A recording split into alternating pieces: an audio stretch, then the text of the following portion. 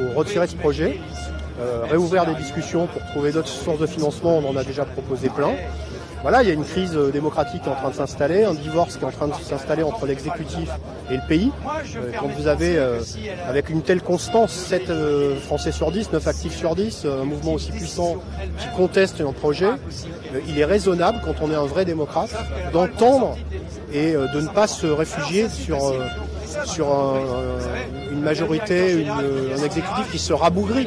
Voilà, donc j'espère qu'un éclair de lucidité va toucher le président de la République et qu'il va retirer son projet. Je ne sais pas si un éclair peut toucher Jupiter, mais si ça pouvait être celui de la lucidité, ce serait bien. Comment vous avez perçu ces déclarations dans le journal Le Monde, notamment à l'encontre de Laurent Berger, mais qui le taxe de n'avoir jamais su proposer un compromis, une alternative? Quand il attaque quelqu'un de l'intersyndical, il attaque toute l'intersyndicale. Voilà, on a été, nous, les raisonnables, on a cherché des portes de sortie par le haut. On a été très clair dans nos projets, on a des projets alternatifs, les uns et les autres, et souvent ensemble. Donc voilà, je trouve que c'est pas bien.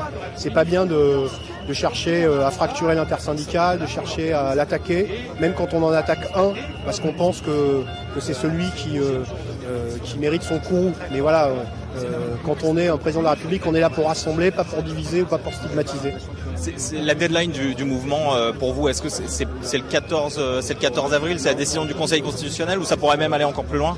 Parce qu'on voit que le mouvement peine quand même à s'en sortir. Ça peut être plus tôt s'il y a cet éclair de lucidité.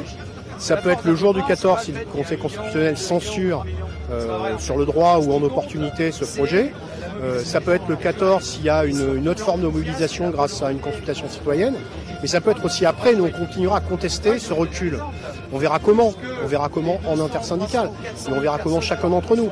Mais il reste un article, puisque le président de la République fait le tour comme le jeu de loi de la Constitution. Il a encore l'article 10, il peut aller soit consulter les Français, soit retourner avec l'article 10 devant l'Assemblée nationale pour demander un vote. Et on verra s'il y a une majorité.